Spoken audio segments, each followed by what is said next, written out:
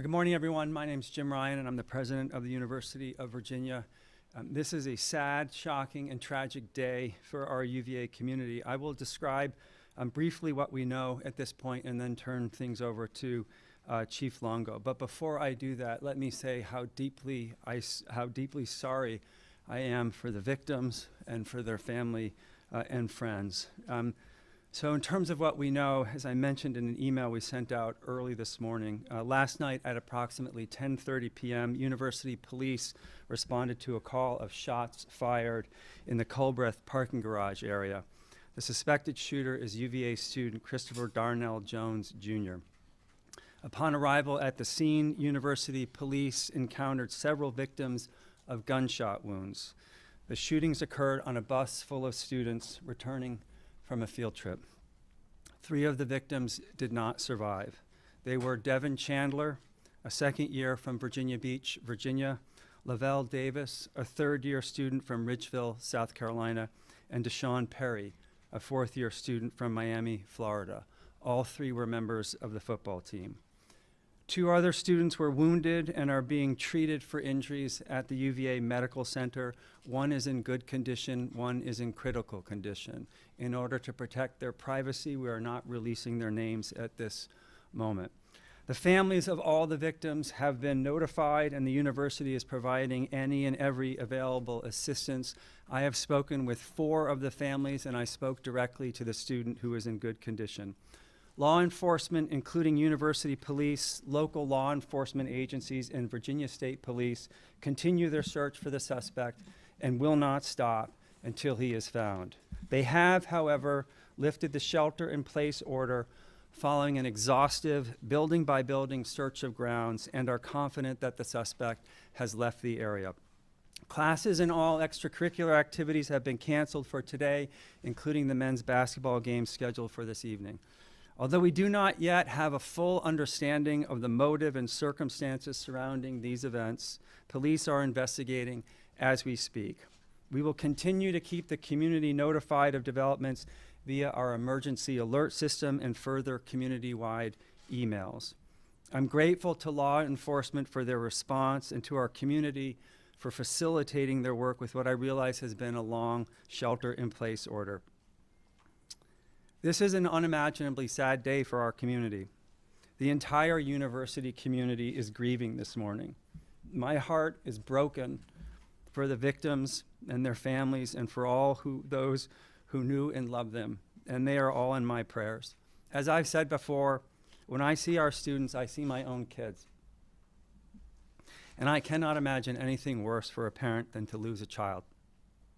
Please know we will do everything we can to honor their lives, and we'll come together soon as a community to mourn these losses. In the meantime, if you need help, especially our students, please don't hesitate to reach out to the resources listed in the email I sent early this morning.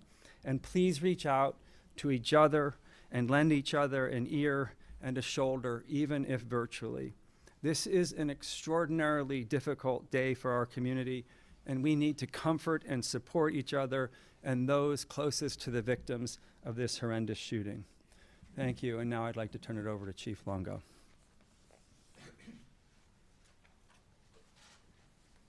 Thank you, President Ryan. Thank all of you for assembling in here this afternoon and giving us the opportunity to tell what happened over the last several hours and perhaps even answer some of your questions. I'll say from the very beginning, there will be questions that will have no answers. And it's not because I don't want to tell you, it's because we just don't know. So I hope you'll be patient with that and trust that when we do know, you'll know. This has been an incredibly long evening, very tragic circumstances for our university community, for the city of Charlottesville, the county of Albemarle, the Commonwealth. It's especially tragic for a small number of families who we've had to break some really bad news to. And some of you tried to reach out throughout the evening, and we didn't take your calls. I apologize for that. One or more of you might even got hung up on in the midst of chaos, and so I apologize for that as well. When this call came out just after 10 o'clock last night, about 10:16, and we knew the circumstances, we immediately initiated an emergency alert. Everyone with a UVA email address and a cell phone number that we have access to gets that alert, and that alert is sent out by our Office of Emergency Management. It's updated every 15 minutes, which is as much information as we can provide. And since 10/16 up until just about 30 minutes ago, our students were sheltered where they were, and more than 500 of them were sheltered in buildings throughout grounds, studying in libraries, classrooms, and other places. And they've cooperated with the directive that they received, and we're very grateful for that as well. And fortunately, we've been able to lift that alert. As President Ryan mentioned, we, thanks to the partnership of our City of Charlottesville partners, County of Albemarle, the Virginia State Police, our federal partners, the ATF, the FBI, the U.S. Marshal Service, a host of law enforcement officers who came to us to help secure a scene, search for evidence, process that scene for evidence, and now secure our grounds. While we did the exhaustive search to the very best of our abilities, we're reasonably confident that the person responsible for this tragedy is not on our grounds. But make no mistake about it, we will find him wherever he is and bring the resources of every federal law enforcement agency in this nation who has the capacity and the ability to look for him beyond our boundaries. And if he's in the Commonwealth of Virginia, the people that are standing behind me will engage in that search as well.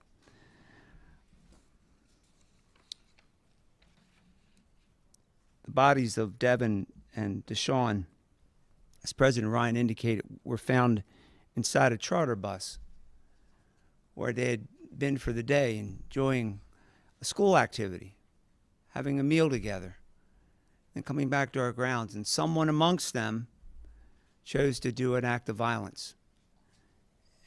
And we found them dead inside that bus. And for hours, we had to process a crime scene. And I know I don't have to tell you how difficult that is for a family to not know, to see email chatter and social media. And boy, we did our best to try to keep up with that, to let people know what we knew and what we were trying to do. And hopefully now that we've caught up, we'll be able to continue to share that message to the many families across this world that have young people here at our university, to let them know that their young people are okay and that there will be people here for many days to take care of them. This strong law enforcement presence that you've probably seen on our grounds for the last several hours, represented by the agencies behind me, will stay here until we're reasonably comfortable that this person is in custody. Well, in addition to our local, state, and federal partners, but the talents and the skills of our colleagues in the medical center who have been with us throughout this journey and will remain with us for the 2 students that we have there seeking treatment. We deeply appreciate their efforts as well. We've secured arrest warrants for Mr. Jones. We've charged him with 3 counts of second-degree murder, and we charged him with 3 counts of using a handgun in the commission of a felony. Those facts and circumstances were reviewed by a judicial officer, and those are the charges that were proffered. There comes a point in time that those charges need to be amended, and certain facts and circumstances arise that will cause us to do that. We'll do that. But we'll do that through the advice and counsel of our Commonwealth's attorney, and to the extent federal law applies, the Office of the United States Attorney for the Western District, Mr. Kavanaugh, is present here today. I want to give you a description of Mr. Jones. He is described as a black male. He was born on November the 19th, 1999.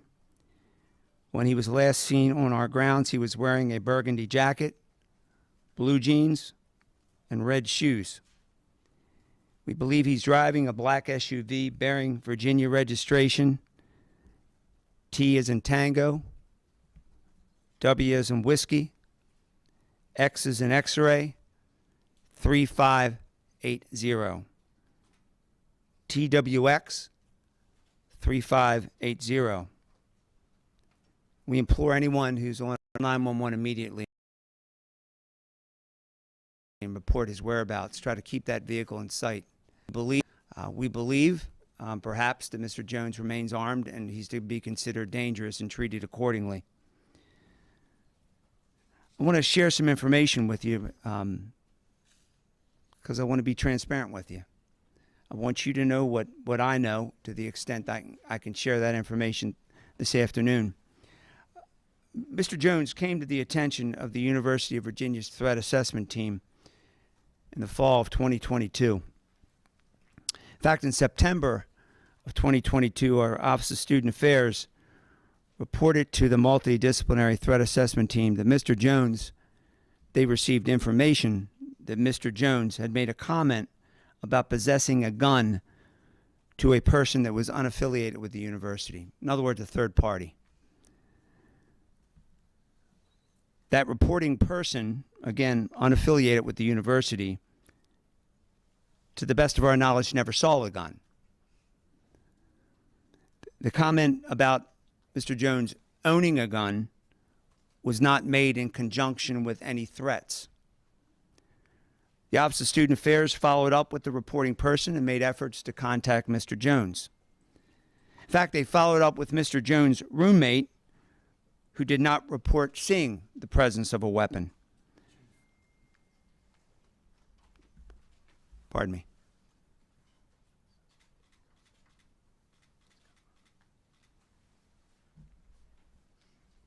Thank you, Captain. We just received information the suspect is in custody.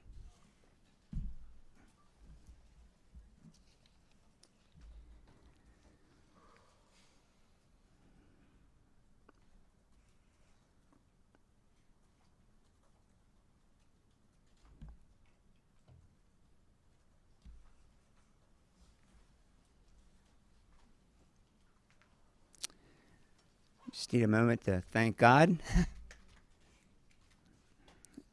Breathe a sigh of relief. Mr. Jones also had come to the attention of our threat assessment team because he was involved in a hazing investigation of some sort. I don't know the facts and circumstances of that investigation. I know that it was eventually closed due to witnesses that would not cooperate with the process. But through the course of the threat assessment team's investigation, we learned of a prior criminal incident involving a concealed weapon violation that occurred outside the city of Charlottesville in February of 2021. What's interesting about that case is he's required as a student at the University of Virginia to report that, and he never did. And so the university has taken appropriate administrative charges through the university's Judiciary Council, and that matter is still pending adjudication. Thought it important to share that information with you, to let you know that he had been called to our attention, and to answer any questions you might have about that. I want you to hear that. I want you to hear that from me, not hear it from someone else. So I'll stop there, and we'll take any questions that you might have. I'll call him out. We'll have a couple questions, Major. Chief or President, can you discuss where the field trip was going, the affiliation of the people that were on that bus and on that field trip, and if the suspect was part of that trip or stepped onto the bus?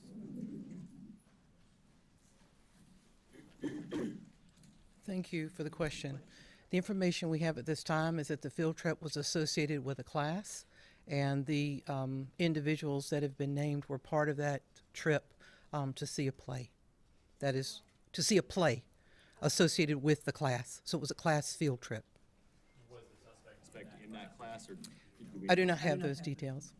Do you know what class it was? I do not. What play it was? I'm sorry? You know what play it was? I do not. We're seeking out all of that information. As you can imagine, the students are quite traumatized by the tragic events. was the play in Washington, D.C.? I do not have the exact location. We are finalizing all of that. The three victims who died were football players. So the play was in Washington, D.C. Yeah. Where and how was the suspect apprehended? I have not been shared that information yet, and it will come a point in time when we will share that information, I'm sure, but now is not the most appropriate time. Should the two football players as well, the ones who are injured? Because you mentioned the three who had died were football players.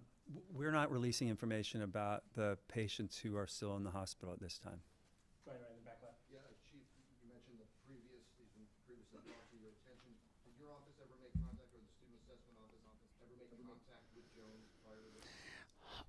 I can't speak for student affairs. The University Police Department had no contact him with this. The University Police Department is one of many people that's on that multidisciplinary threat assessment team, and we provide some of the background with respect to individuals to come before that team. But to my knowledge, we did not have any contact with Mr. Jones with regard to that incident. Is there a ballpark figure on how many people were on the bus? My understanding is ballpark about 25.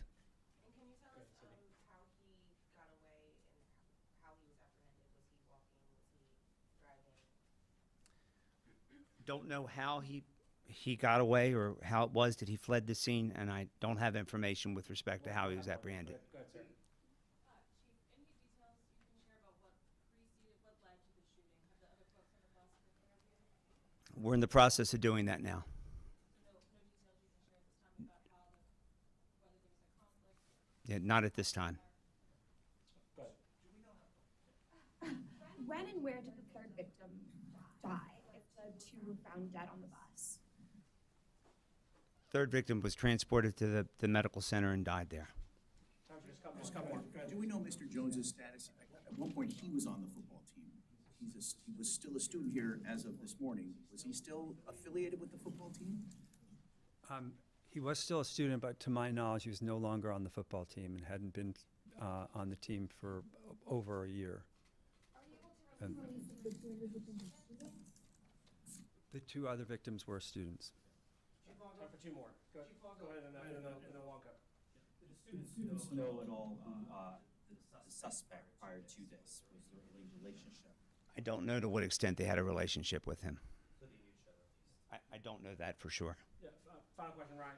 Chief Longo, you personally have been involved with so many tragedies that have happened here in Charlottesville. If you could just talk, I don't know if you've been able to process those feelings at all, what this community has been through over the past decade or so, and how this impacts all of that right now. I don't know that I've really had time to process that to the extent that you speak of. I can tell you that the people that are standing behind me now, it speaks for itself, how we get through these things. These agencies that are represented here were on these grounds very quickly.